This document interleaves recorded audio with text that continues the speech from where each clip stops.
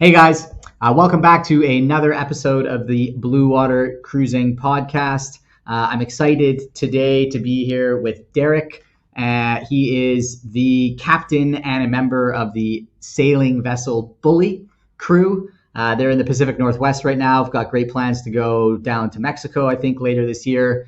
And we're going to have a chat today about a bunch of things transition to sailing related. But I think one of the cool things about Derek is he's made this work with a fairly large family, comparatively speaking, at least to my family, and on a fairly small boat, comparatively speaking. And so I think he's got some great insights to be able to share around cruising with a family, the impact that can have on your life. And another really interesting thing is Derek tried this once before, bit of a false start, and he's actually at it now. So if you've tried it before and had a false start, don't give up. It can happen. So anyway, there's a bit of an overview for you there. I'll let you introduce yourself, Derek, if you want to give a bit more of a background on who you are, how you got into this, and where you're at now. Yeah, for sure. Yeah, thanks so much for having me on, man. This is really cool. My name is Derek. I grew up inland. I grew up actually in Utah and learned to sail sort of there on lakes and stuff with my dad. Fell in love with, sailing on like Catalina 22, Catalina 25 kind of boats. And and then we moved up to the Pacific Northwest when I was in high school. Fell in love with the ocean. Of course, I love sailing, right? So who wouldn't fall in love with the ocean after that? And I thought, man, I really want to do something with boats. I love boats. Joined the Army, worked on boats in the Army, and which is kind of odd. Yeah, the Army does have boats. And and then when I got out of the Army, I'm like, I should totally buy a sailboat, and thought that was a good idea at the time. And that was our first attempt that did not go so well. So yeah, that's kind of a big overview on me. How many years ago was that? Oh, geez. So how many years ago was the I first got out attempt? of the Army. Yeah, that was in 2010, so 13 years ago. Yeah.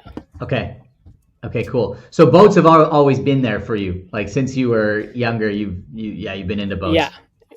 Yeah, absolutely. I love boats. When I was a kid, I was a terrible kid, and I was always grounded. And then I get stuck in my room, and I'd be down there, and I'd watch Treasure Island, like the 1990 Treasure Island with Charlton Heston, just on repeat.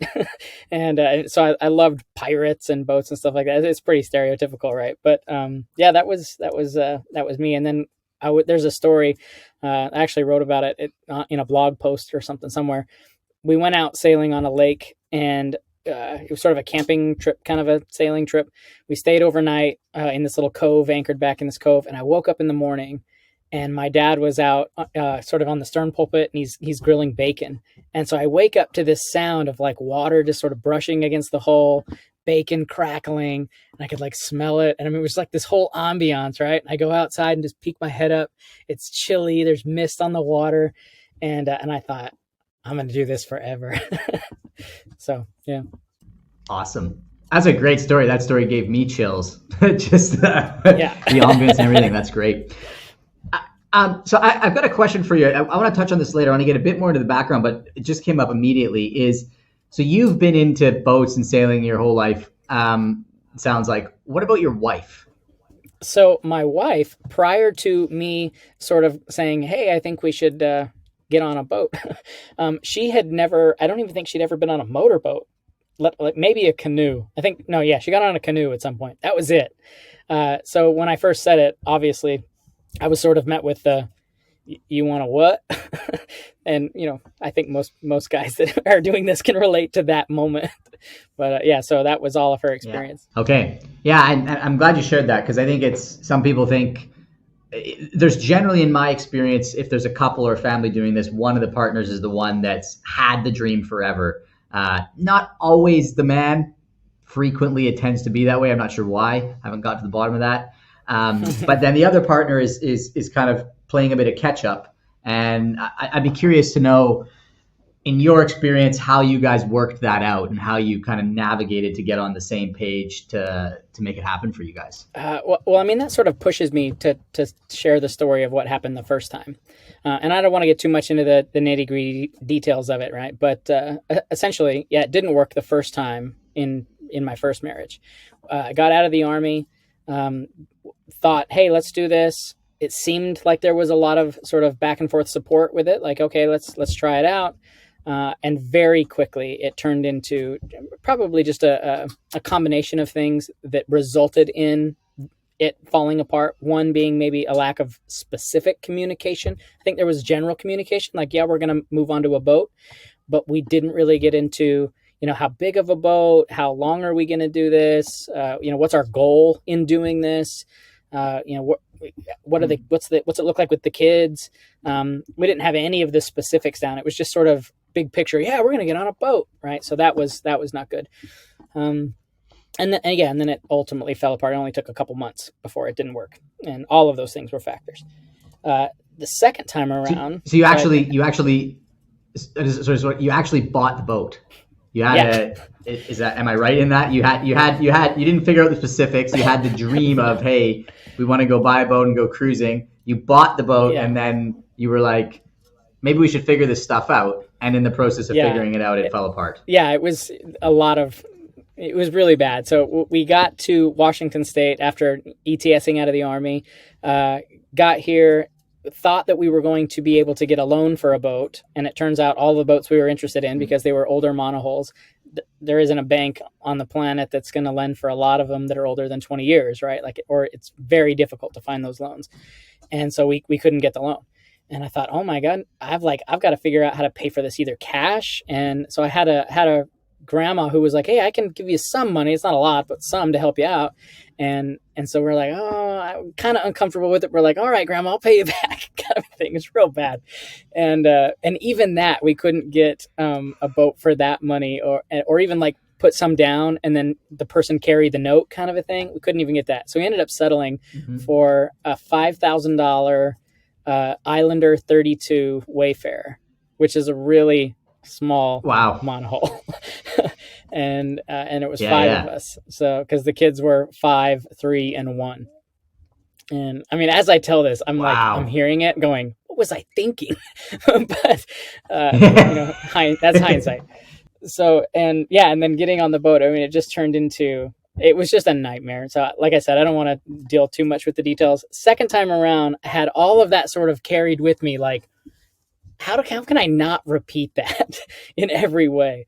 So yeah, we started having conversations. Still in Utah. I moved back to Utah and met my current wife there. We've actually been friends since we were kids. So, but we kind of sparked up something there in 2012, and then got married in 2013. Had 2 more kids, 2014 and 2016, and then it wasn't until I think late 2019 that finally I just couldn't be away from the water anymore. And it came, I went to California for a weekend, sort of a trip, and I got out of the car and the ocean smell sort of hit me. And I thought, oh no, it's not over yet. And I knew I was going to have this conversation. And so I told her, I was like, let's just talk about it, right? And she's right at first, of course, she's like, what are you talking about? Like, I don't know if I want to do any of that. And so I started with really small. So you'd never talked to her about it before?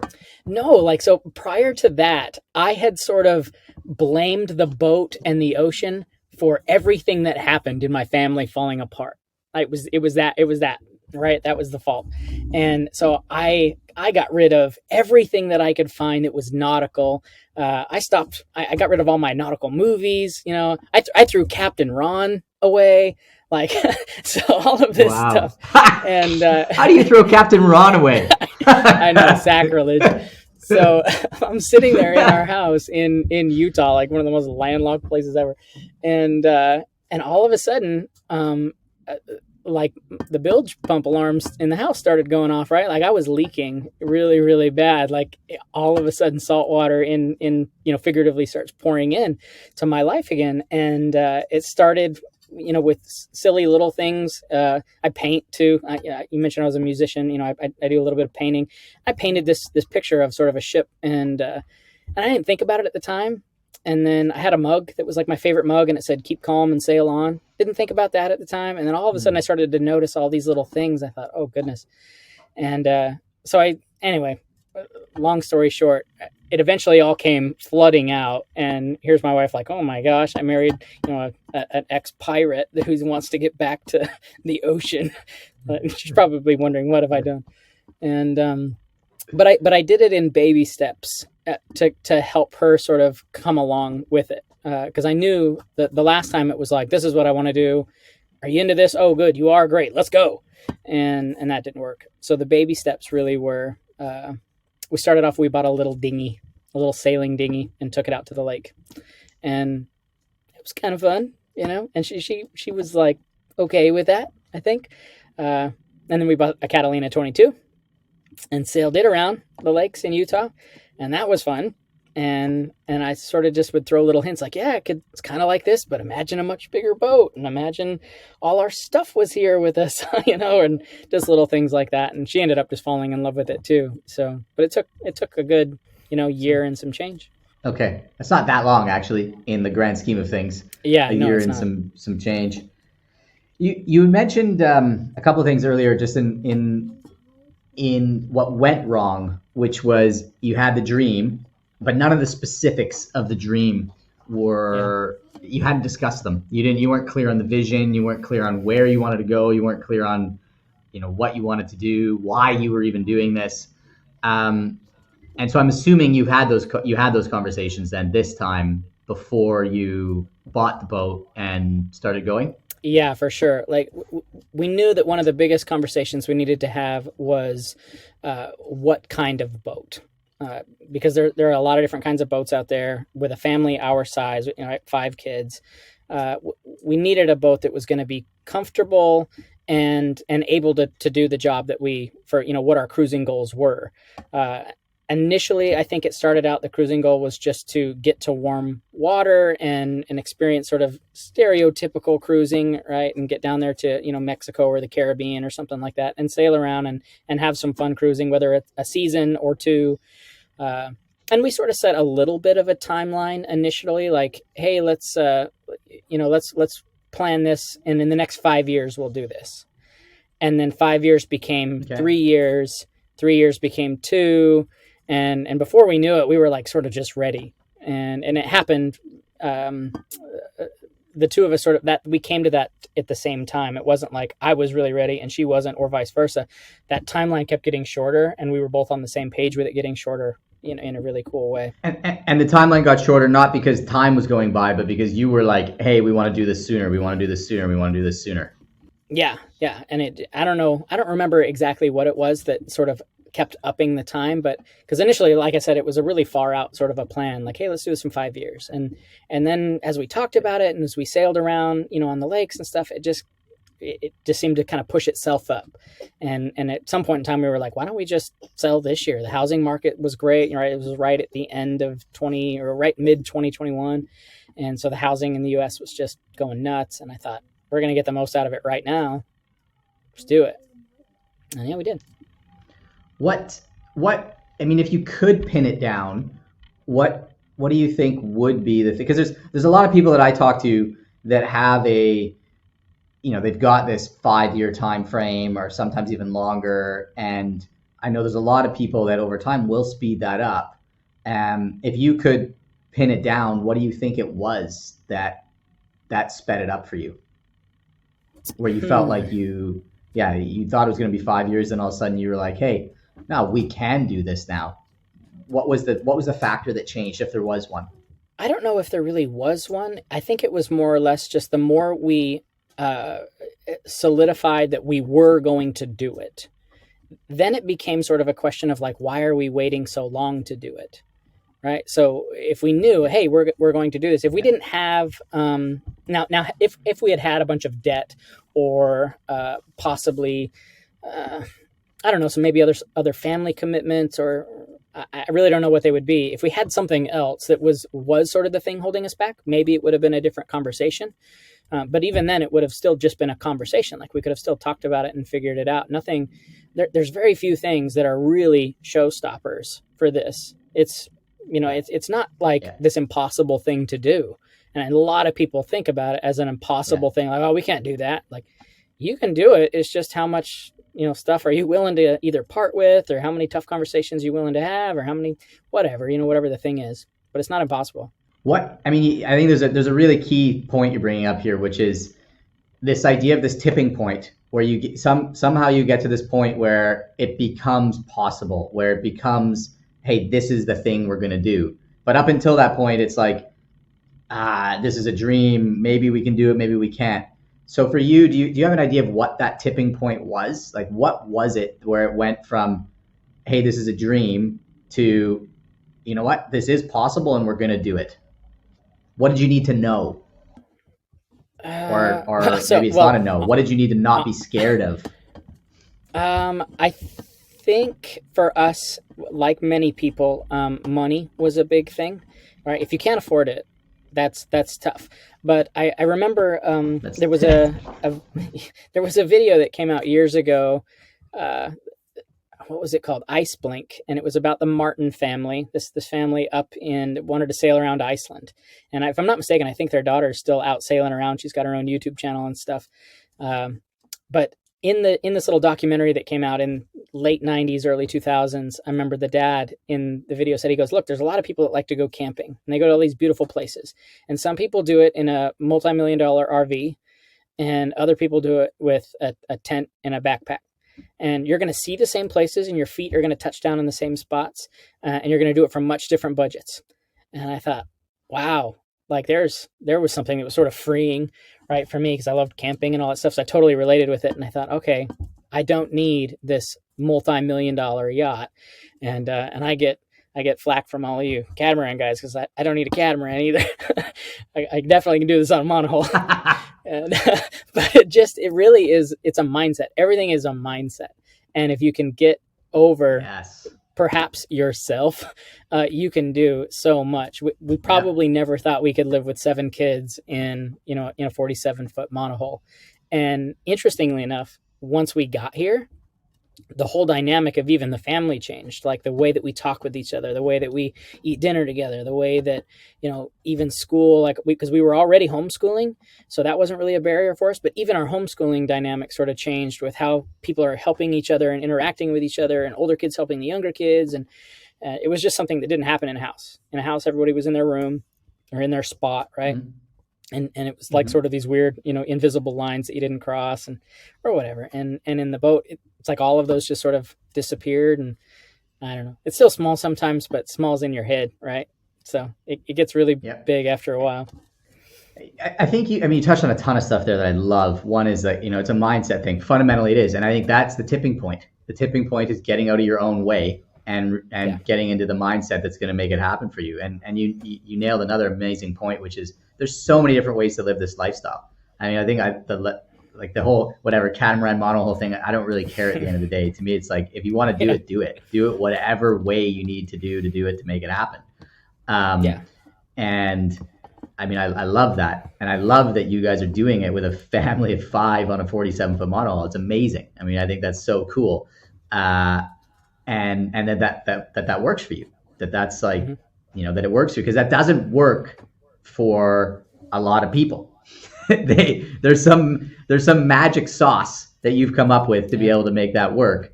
And I'm kind of curious about that.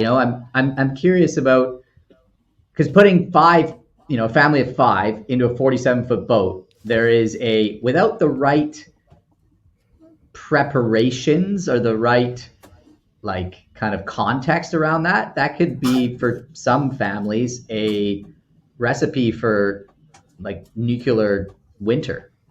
Yeah. Well, again, a lot of this still just boils down to mindset, right? And how you think about family. And for us, there was a lot of things that we just didn't really buy into. Like, for example, I never really bought into the idea that all of my kids needed their own individual room. That seems like a sort of a small, maybe trivial thing, but it translates over to what we're doing here. Like a kid not needing their own individual room, and hey, you can share a room with your brother, and oh my goodness, you can learn to get along with him, and oh, you can learn to share the same space. All of that translated over to a boat, right? Because now they're the 2 older ones. They share the V berth up front, and they're literally right next to each other. And in a house, that never would have worked. They'd have maybe would have killed each other. And yet somehow on the boat they don't. So I don't know. So I mean, you've hit something else I think that's kind of a universal, which is, and I want to just clarify on it. So these values you had that you just touched about, these are to me, these are like your values, the values of, hey, you don't need to share a room. Hey, we all can get along in the same space. These values you had those before you went cruising. Yeah, many of them. I mean, some of them we've learned and adapted, once we've got here. But a lot of them did sort of come before the boat and just lended themselves really well to it. But it still is the same, in a sense, the same point. Like, you are your biggest obstacle. Yeah. And the reason I brought it up is one of the things that we often talk about is it's like the best way to make this lifestyle happen successfully for you is to figure out what are your values right now, what are your core values, what do you believe, what are your like non-negotiables, and then just translate that into what it means to go cruising. So It sounds like you did that. You were like, these are the values, this is what I'm okay with, this is what's going to work for me, and how can we make that work in the cruising world? How can we make that work on a boat? And you've done a great job of it by the sounds of it. Well, thank you. That leads me to yeah, man. I mean, it looks great. Which does lead me to another question. In that, I mean, I know the cruising life. That's something else we say. The cruising life has its highs and its lows. It's just a constant thing of highs and lows. And so I was wondering if you could give us an insight into some of the lows that come along with the decision you've made to do this, because I know it's not always all good times all the time. Yeah, for sure. I think everybody's on the boat currently probably has their own low that would be theirs individually. I think my wife's would probably be, she's really close with her mom, and we're, obviously we've moved away from that state. And so that would probably be her biggest low is she misses her mom, misses some of her, relates that are there. In Utah, doesn't get to see them all the time as much as we did. That would probably be her low. For me, I think mine is in the cold weather of the Pacific Northwest in the winter, because we're wintering here right now, right? My low, it's kind of an interesting one. I feel sometimes discouraged, like, oh no, I've got my family out on this boat and we're cold and they can't go outside and play, and I hope they don't hate me, right? It's this weird sort of self thing going on. That's my low. With the boat, I don't think I have any like real lows with the boat yet. We've had some pretty nasty winds that have ripped through here this winter, upwards of 50 knots, just blowing through some of these anchorages, and we've weathered really well. So I wouldn't say that's it. My littlest boys, their low is probably that they don't have as many stuffed animals as they used to, because we had to get rid of some. And, the innocence of youth. I know. But the highs have been incredible up here. The Pacific Northwest, I've got a love-hate relationship with the Pacific Northwest, obviously. But in the summertime, cruising up here, yeah. In the summertime, cruising up here, it really is beautiful. And I mean, I feel like you can drop the hook in half these places, and it's just gorgeous no matter which way you look. And you're so close to, I mean, you're still right here in the United States, right? So all of the comforts of home are still here. And so that's been pretty cool. Amazing. So I think, I mean, what I got from what you're saying there is the lot of the lows that you go through, and they're normal. It's a normal part of cruising, are relational, relationship with yourself, relationship with the other people on the boat, just, confronting your own issues, really, for lack of a better word. And I think, we've said this, I've said this before too, and Keith has said this before, that a boat is a big pressure cooker for whatever's going, or a big amplifier for whatever's going on in your life. So, whatever you bring into that space is amplified, and you're dealing with it it's more in your face. And you just got to work through it. And it sounds like you guys are doing that. I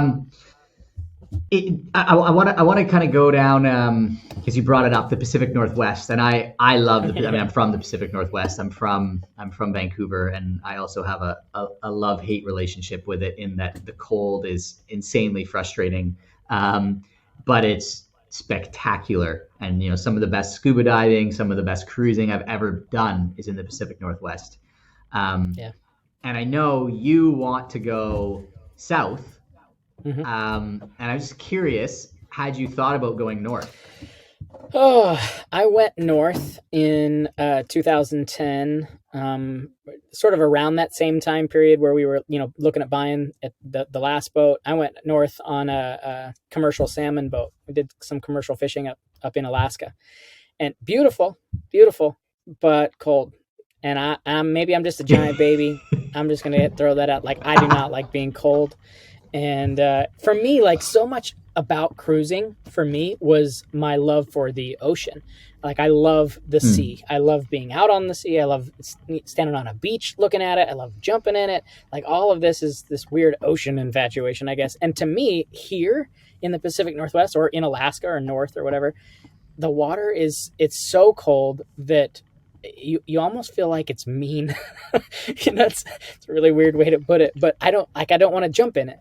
And when you're surrounded by it and you can't play with it, you can't get in it, it hates you and wants to kill you, like that's just not any fun to me. So I struggle with that. In the summertime, it warms up a little, and so and it's okay. I gotta send you some Wim Hof videos. Wim what? Hof? No, I don't. You know Wim Hof? Have you heard of Wim Hof? They call him the Iceman, and he does these like breathing training videos so that you get used to swimming in cold temperatures. Just a complete random aside, but I used to be. I mean, I was kind of like that. I hated getting in the cold water. I would get in it to go scuba diving in a dry suit. That was about it. In Bali, I will go now at least 2 or 3 times a week and go get in an ice bath. Wow. Which, like, is insane, but I love it now.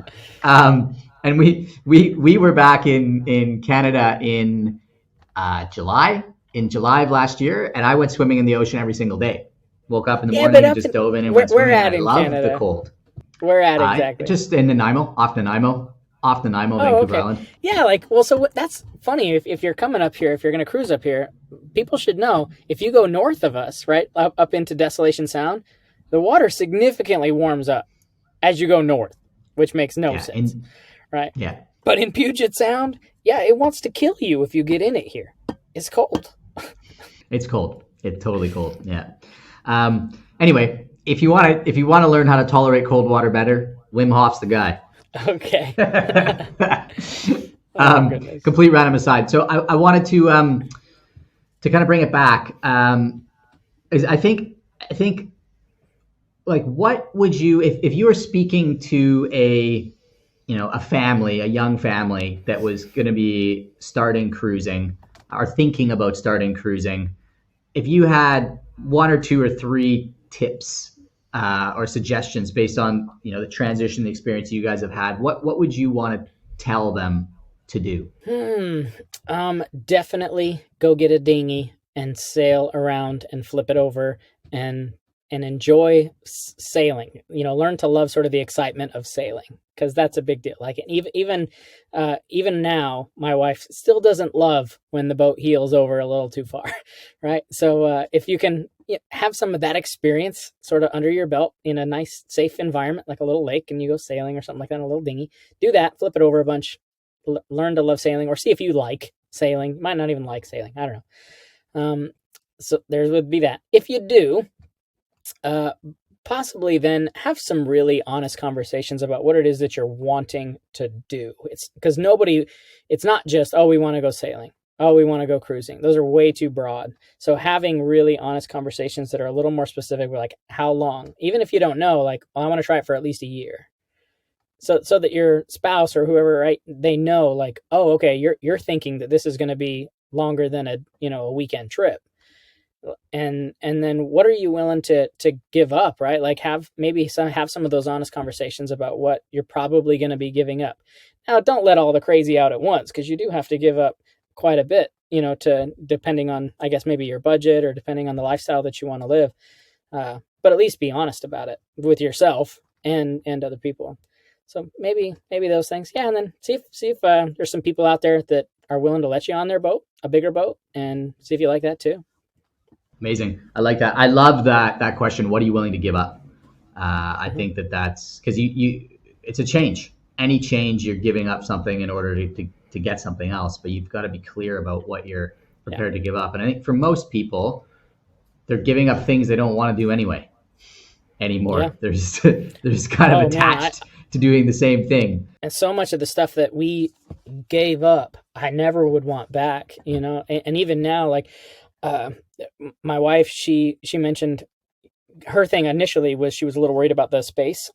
Are we going to have enough space? Are we going to have, you know, enough galley area for a bunch of her cooking things and baking things? And, you know, because she loves to cook and bake and all that. And I was like, well, I hope, you know, we're going to try. I'll try to make room.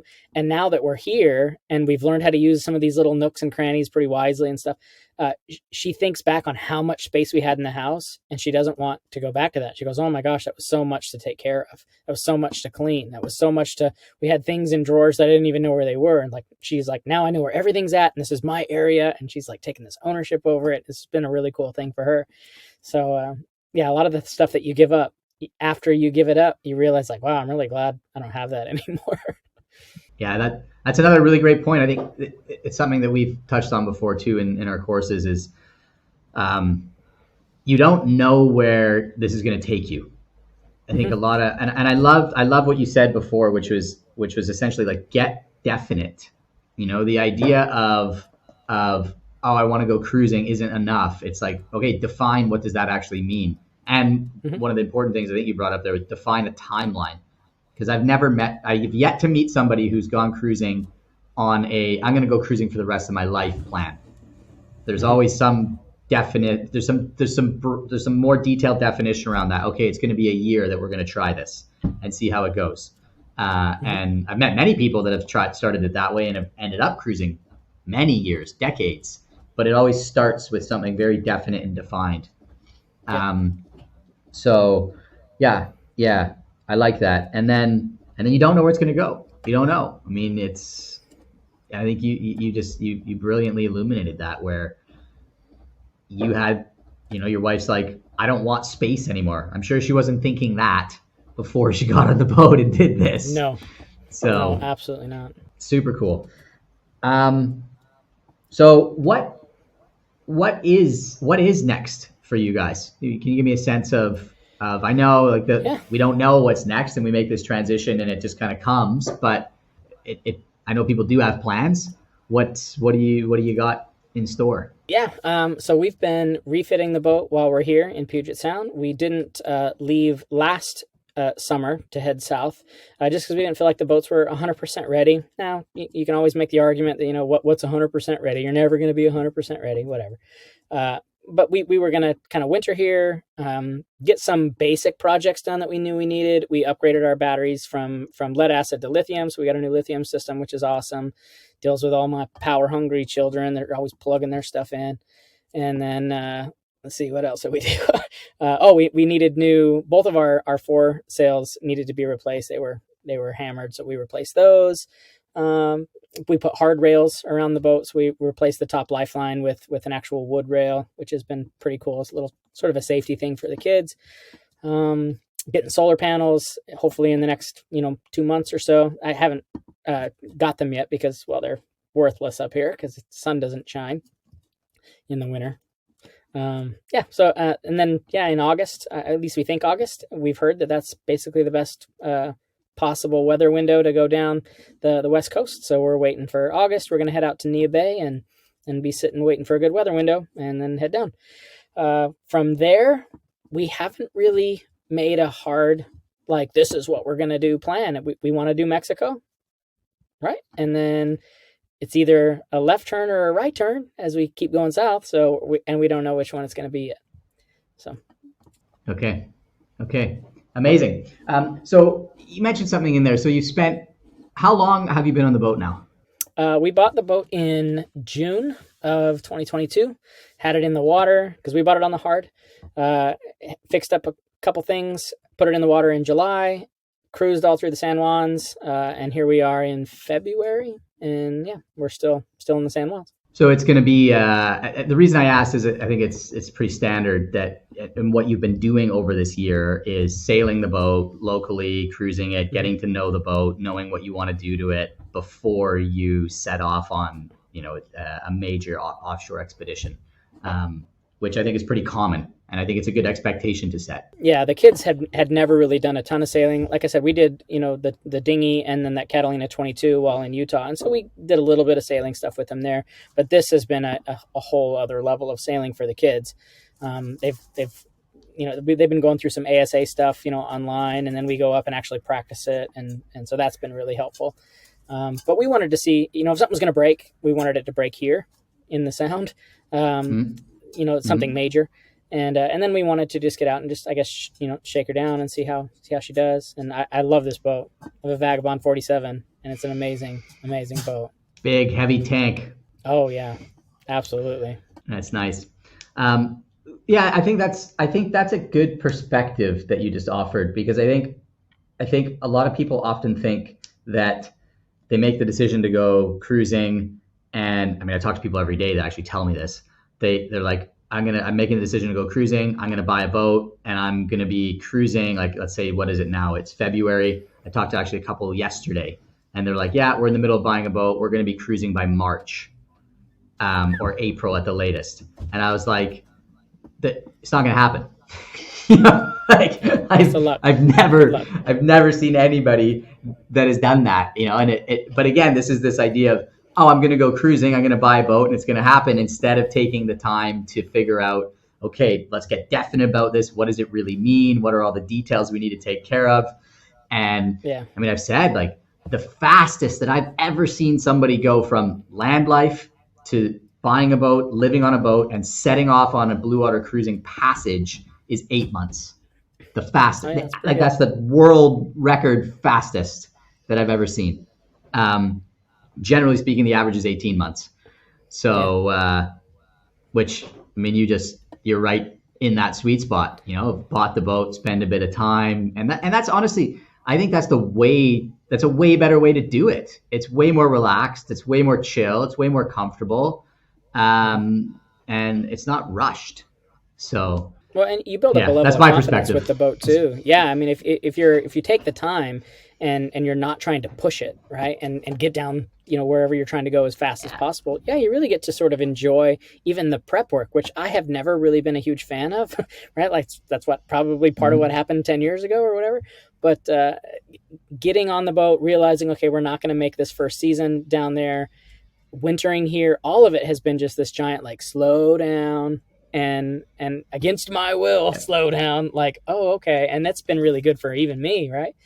And so it's pretty cool. I remember that. I mean, that's something Keith and I say too. It takes a year to get we go back to the mindset thing. It takes a year for your mindset to go from the chaos of land life to slow down into the cruising life. And I recognize that now too, because I spend a lot of time on land now doing this stuff. I'm not on the boat, and I just went on the boat for a month, and it was crazy. My head was just like, oh, we got to do this, and by the end of the month, I was, right, this is what cruising is like again. I kind of fell back into the rhythm. But I think, and that, to me, that's what cruising's about. At the end of the day, it's about that's getting to that place where the mind slows down and you're cruising. You're just chilling and cruising, and life's happening. Absolutely. Yeah. Cool, man. Cool. So you're on the boat, got 5 kids, got the wife, everybody's happily motoring away. You guys are all excited to head down the west coast to Mexico, going down the Oregon coast, which is exciting. That's an exciting passage, and then into Mexico, and then don't know from there. Just gonna figure it out. Right. Yeah, we're either going to turn right, and go and head out towards the South Pacific, or continue a little further south and then go through the Panama Canal. Not sure. We'll probably do the Panama Canal and go that direction. This whole conversation, there's one giant detail that I've left out. My dad is actually on a boat next to us. I remember you told me that. Yeah. That's so cool. Because he loved, like I said, he loved sailing, and that's how I learned to sail, as a kid. And when we bought the boat, he was like, "Oh my gosh, like I'm doing this too. And so he, just Awesome. left his house and bought a Gulf 32, which is a pretty sweet little 32 footer. It's perfect for just him because it's just him. And so it's going to be a fun buddy boat down the coast. And I think he really wants to go to the Caribbean and he really wants to see the San Blas. And so I think that's probably what we'll do. But if I can convince him, maybe I don't know, nudge him the other way. So cool. That's so cool. I've met one other family when we were cruising that were cruising with the grandparents. Essentially, it was both grandparents, but they were on a boat and the family was on their boat and they were cruising all through the South Pacific together. And it's the coolest thing ever. I thought. I was like, that's so rad.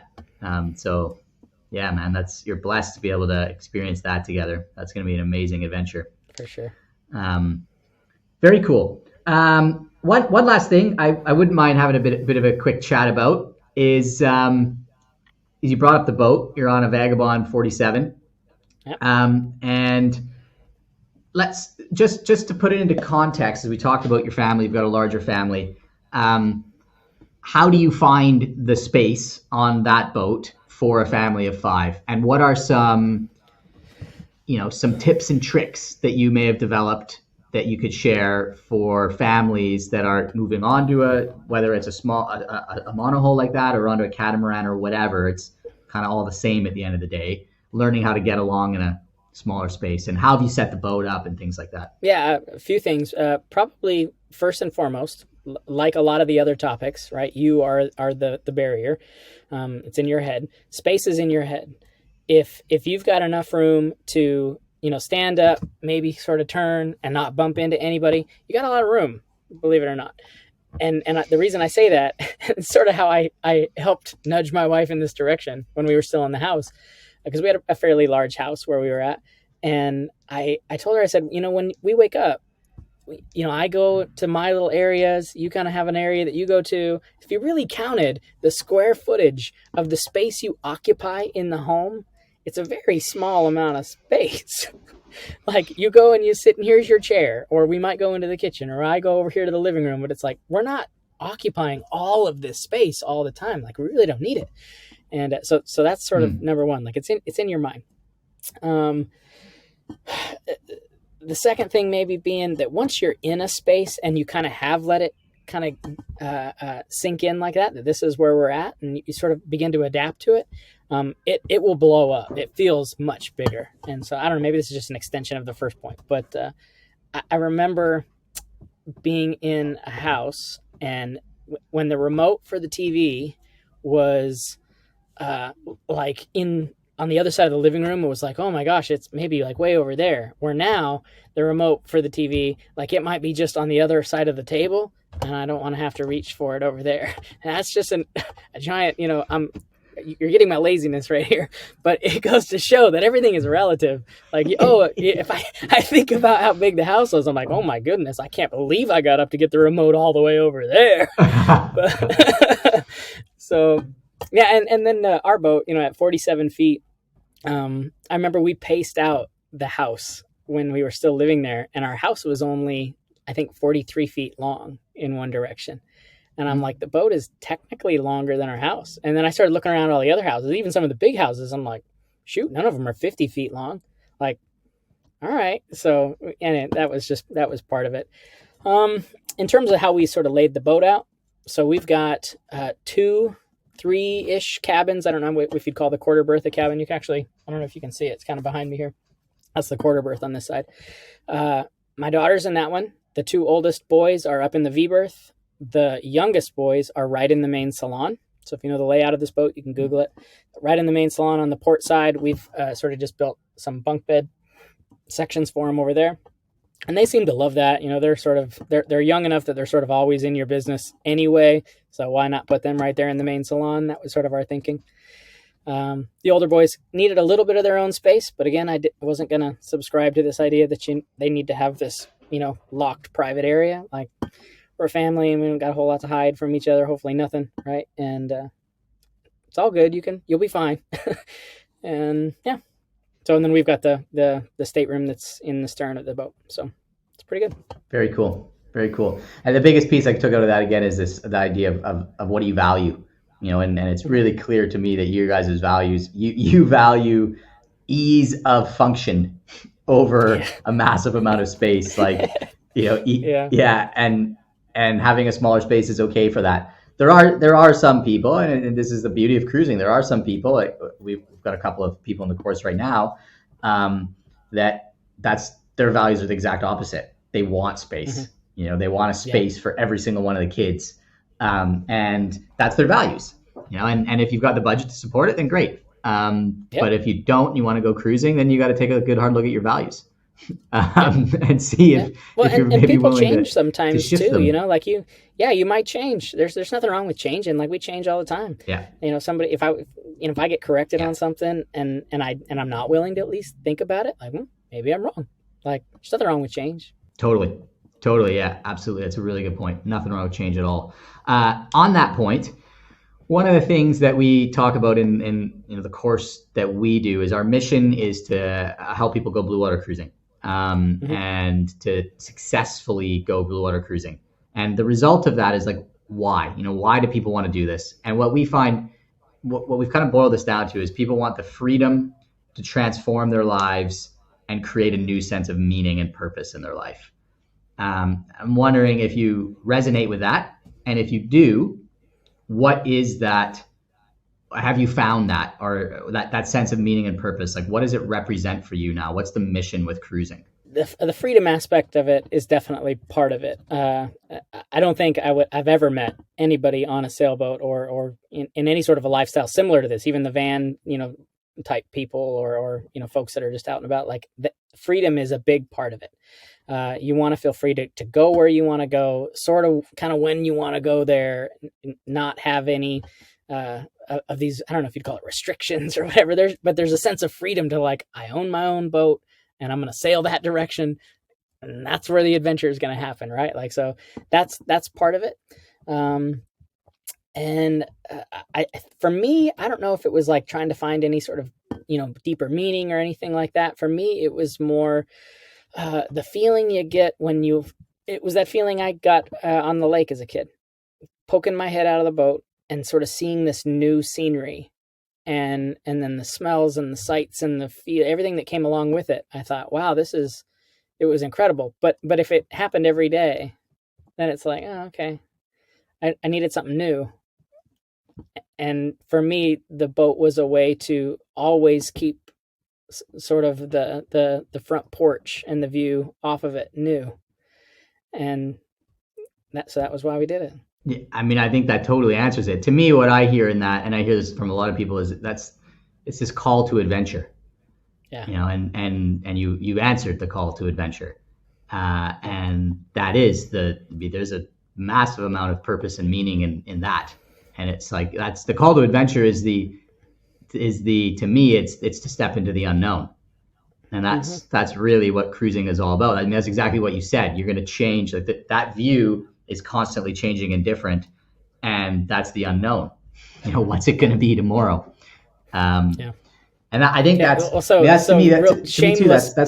Oh, sorry. I was just going to say shameless plug. Go ahead. I mentioned earlier that I had written something. I wrote a book called Docklines. You could hardly call it a book. It's a short story. It's pretty short. It's like 20,000 words, and self-published it on Amazon. You didn't tell me that. Yeah. Oh, my bad. It's just a self-published thing through Kindle Direct or whatever it was. And I just wanted to I wrote some of the story of 13 years ago, and then buying the boat. And I put it out even before we bought this boat. So I had no idea if it was really going to happen yet again. But I titled the book Docklines sort of as a symbolic, like there are a lot of dock lines that hold people to the dock, so to speak, right? And some of those dock lines are going to be financial or family or friends, but it's not just even about sailing. Like there are so many people who really are trying to break out of the mundane and the rigmarole, just everyday, grind. And everybody's got these dock lines, and I was so tired of it. To me, that was the call. I wanted to cast off dock lines in whatever those looked like. Yeah. So I completely resonate with that. The other way we've approached this is, at the end of the day, going cruising is a catalyst That's all it is. It's a catalyst to do exactly what you said, to break out of the mundane, heed the call of adventure, and blast off into the unknown. And I think you're 100% right. I mean, I think that Western society, but I mean, I would go beyond that. Like in general, human society right now is starved for that and plagued by the mundane. And I think that's what makes why there's so many people now that are into these YouTube sailing channels and things like that. As a that could get me out of here. They're vicariously living through all of this stuff. Yeah, exactly. And I think it's great to go after it. I love it. I mean, there's been nothing better for inspiring people to go sailing than YouTube sailing channels. It's a double-edged sword. There's also nothing worse for the success of sailors than YouTube sailing channels, because I cannot, there's a lot of people I talk to that are like, wow, this is not what we expected. It's not what I've been watching on YouTube. But there's nothing wrong with them. On that note, that's a brilliant segue into you have a wonderful YouTube sailing channel, which what is the name? It's svbully. Is that the name of it? So youtube.com, and then they've got their fun little @ symbol now, for the URL. It's @ sailing svbully. Sailing svbully. Okay. Yeah, and I think for anybody watching, if you guys want an insight into what it's like to live with a big family on a small boat, smallest boat. It's not that small of a boat. A 47-foot monohull is still a big boat. Great channel to check out. Definitely check out Derek's channel, and a family that really gets along great and loves the adventure together. I think that's, from my sense of view, one of the things that you guys have really nailed is, and that's like, and I mean that because I've seen a lot of sailing families, and it's, there's some families that it doesn't really gel. There's something missing. It does take a little bit of a special sauce to get everybody on board with the adventure. And even that's from my own personal experience. I had 2 kids that I cruised with, my daughter Mia and my stepdaughter Aya, and it was a struggle to get Aya on board. And I don't know if that was because she was spending half time on the boat, half time not on the boat, or what it was, but it was really difficult to get her fully invested in, hey, this is an incredible experience we're having. And eventually she kind of came around to it, but it was a struggle. So kudos to you for making it happen, man. It's rad. Thank you. You're welcome. So I think we'll wrap up here. Is there any, if you were to, I've asked this question a different way, but I'll ask it again. If you were to be speaking with somebody and they were talking to you and saying, hey, Derek, I'm thinking about going Bluewater cruising. I've got a family. It's a dream. I want to turn it into a reality. First of all, what's the first thing that you would suggest they do to start trying to take a step towards making that happen? And then secondly, if they're like, well, do you think I should do it or not? What would you say to them? Definitely find a way to sample it, whether that's, going down to the BVIs or something and getting a boat that you can take out for a weekend, or join another family or something on a boat or something. Find a way to sample it to see if it's what you really want. Because as you mentioned, a lot of people will watch YouTube and go, wow, that just looks like heaven all the time. And then they get out here and they're like, oh my gosh, the wind's blowing 50 knots. It's cold. I got a bag of laundry to do. The dishes are everywhere. Like, what am I doing? And so find a way to sample it somehow, because it's not all, what's the saying? It's not all fairy tales and rainbows or whatever. I don't know. So it's not all sunshine and roses. Yeah, there you go. That one works too. So if you can find a way to sample it, and then after that, just have an honest conversation with whoever it is that you're trying to do it with, whether that's a spouse or a girlfriend, boyfriend, your kids. For us, it getting the kids on board wasn't too difficult, but we've got a great relationship with our kids too. Like somebody asked me, like, oh, you're just, are you just dragging your kids along? And I thought, is it really such a foreign idea to you that my kids might be interested in some of the same things that I'm interested in? Is that really that foreign? And I guess maybe to some people it is, but I've always tried to sort of, in a way, that pass on what my dad kind of gave me, is he would make things just fun and exciting and then do them with me. And then he was never trying to convince me to like something. We would just do fun stuff together. In some way, I just tried to pass that on with my kids. Like, this is fun. Check it out, And if somebody wants to give us crap about it, like, oh, I'm sorry, I want to take my kids to places where people pay money to go to a beach resort. I'm such a bad dad. But yeah, here we are. Yeah, I love that. I mean, I think there's a lot of wisdom in that as far as just parenting in general. If you want your kids to do something, make it fun. And I think that we could go deeper into that, which is, I think that a lot of adults forget how to have fun. Like we grow up and we forget that, hey, it's okay to have fun. So cool. Okay. Well, for anybody listening, if you guys are curious about trying it out, I haven't told you this, but we've started a new venture in our new part of what we do, part of Bluewater Cruising, and we have Bluewater Cruising Adventures, where we are now pairing people who come through our programs and get a foundation of knowledge. They need a foundation of knowledge first, with people that are graduates of the program that are actually out there cruising, for a real live Bluewater Cruising experience. So just wanted to share that because it kind of segues nicely into what you shared there. And the last bit on that is that, that foundation of knowledge also provides a context to have these challenging conversations that you're talking about. That's the first piece, I think. And then if that goes well, then go put yourself out there and try it out. So, amazing, Derek. Well, thank you so much for hopping on. It's been really cool getting to know you a bit more and having this chat, and seeing where you guys are at. So for the audience, Derek is on his boat, Pacific Northwest, Vagabond, called Sailing Vessel Bully. You can check him out on YouTube. That's at Sailing svbully on YouTube. Is that correct? Yep. Okay. And you can also get his book that he wrote called Docklines, and that's available on Amazon. And I'm sure you can just Google that, Docklines. The author is Derek Earl. So I don't think it's a super long read, but it's probably a great read. So definitely go and pick that up. And those are two great resources for you guys that want to learn more about the life. So thanks a lot, Derek. Great having you on.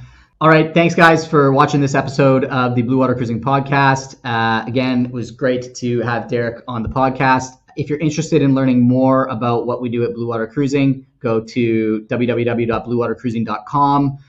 We are doing a live workshop at the end of February, so you can check that out. If you missed it and you're watching this later, check out a recording of that workshop. And we are here to help you get started cruising. And whether that's with a theoretical foundation you need to go, a live experience, or helping you all the way through the boat buying process, drop us a line and we're happy to help. All right. Take care, guys. See you on the next one.